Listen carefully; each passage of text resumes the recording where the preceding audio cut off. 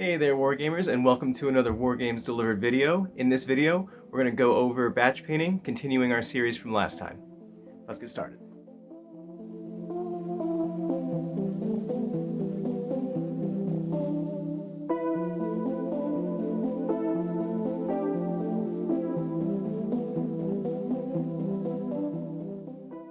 Okay, welcome back, Wargamers, and once you have given the matte varnish enough time to dry, we are going to go ahead and just glue a couple of the battlefield rocks on each of the bases.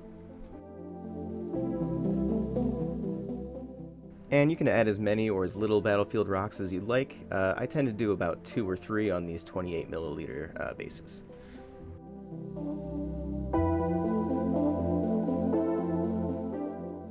And always be sure to give the battlefield rocks about 5 to 10 minutes to dry before you start to paint them or add any texture paint.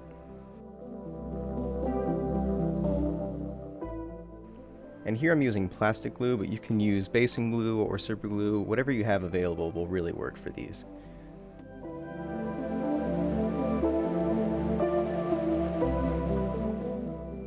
And the battlefield rocks are made out of cork, so they're very easy to break apart if you want smaller rocks or aren't happy with the shape or the size of the one that you have.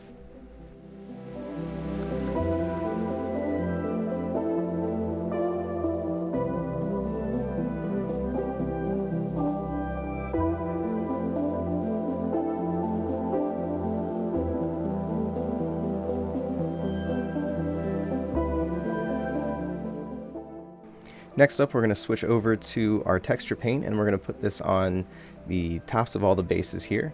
And we're just going to push that around with our brush, and if you need like a sculpting tool or something else to get in those more hard to reach areas, feel free to switch over to something like that.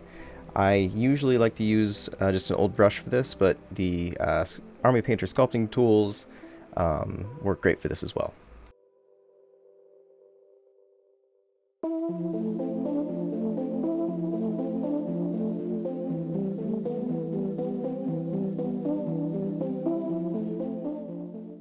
Once you have the texture paint on your base, you can move it around and play with it for about 20 minutes. You'll want to give this about an hour, 45 minutes at the least to dry.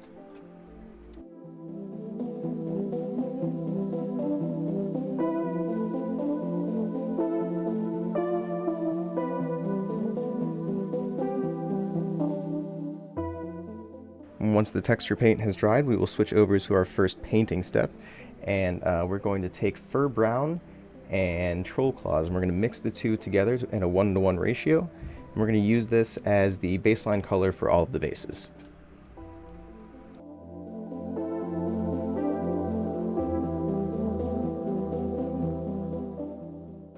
I wanted this squad of droids to look like they were fresh on the battlefield of Geonosis in Attack of the Clones, so I went for like a orangey brown kind of color to start out with. And with the wash, we'll kind of darken that down, and we will also do a little bit of dry brushing later on to brighten it up.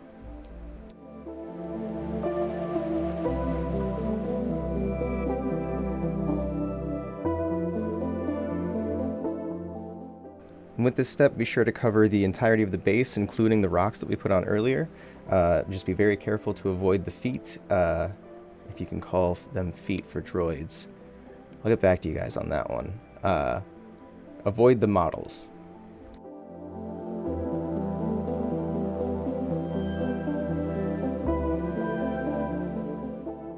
And if you do happen to get a little bit on the droids themselves, just feel free to take a little bit of the skeleton bone that we used earlier and just cover them up once the base color has dried.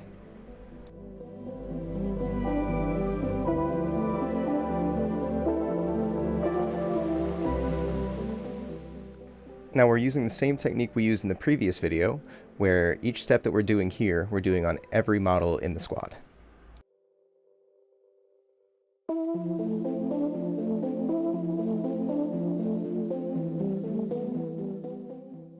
And with this step, you'll want to do 2 to 3 thin coats to get a nice, solid, established color.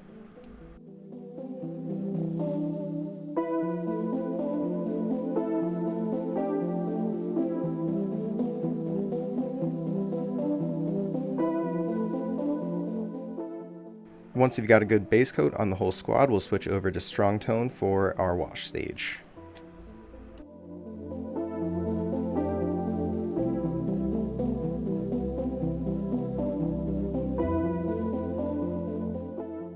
And we're just going to use a touch of water to thin this down. I want a really heavy and stark contrast in the shadows and highlights.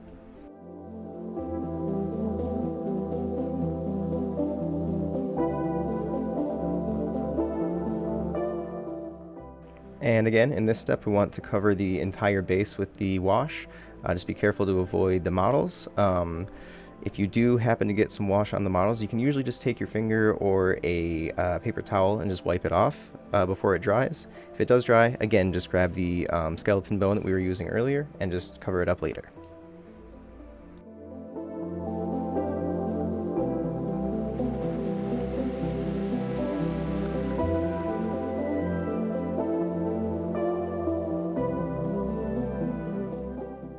Similar to the texture paint, you want to give the wash step about 45 minutes to an hour to dry.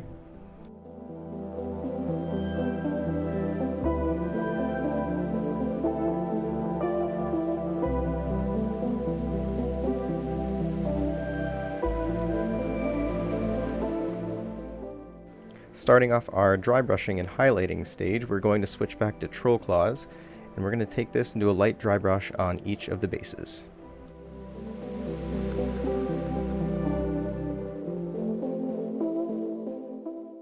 And this is the exact same technique we used for the droids themselves. We're just taking a Army Painter dry brush and wiping most of the paint off on a paper towel or a piece of cardboard.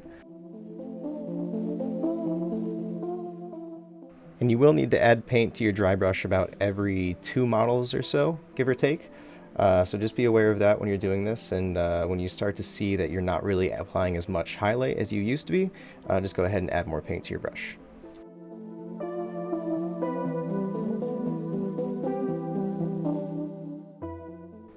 And we're not trying to go over the shadows that we created with the wash earlier, so keep in mind to just kind of go lightly. I know it's hard to sometimes see how much paint is being applied when you're dry brushing, so just kind of trust that it's happening, and if you can tell that you're not really doing much, just go ahead and add more paint.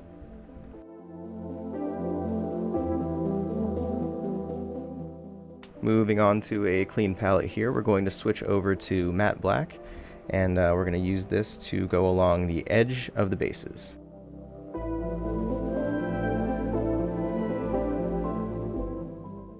Now these rims of the bases weren't primed in anything, so I'm kind of using a less thinned down version of what I would normally use with this matte black. And with the matte black, you'll need about 2 to 3 even coats on each of the rims just to get a nice even color.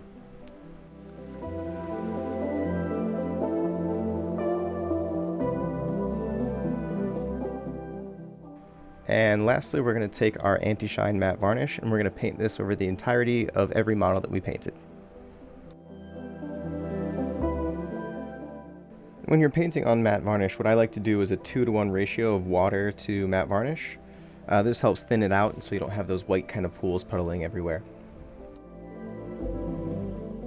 And the only other thing to watch out for with matte varnish is just try to avoid touching it before it's completely dry. It can tend to leave fingerprints if you accidentally touch it before it dries. And again, we're covering the entire model here, so I like to do the whole model, then the top of the base, and I let those parts dry, and then I'll do the rim of the base. And with the matte varnish, I like to give it about 12 hours to dry just to be safe. Okay, and with the finished product, I actually wasn't sure if I would want to go over the models and give them a wash, but it looks like the recesses are pretty dark, and our highlights stayed pretty strong, so I'm very happy with how these turned out. Thanks for coming on this journey, and thanks for watching, guys. And if you've made it this far in the video, feel free to click the link in the description to take part in our giveaway and try to win some of the paints used in the video. Thanks again, guys. Happy wargaming.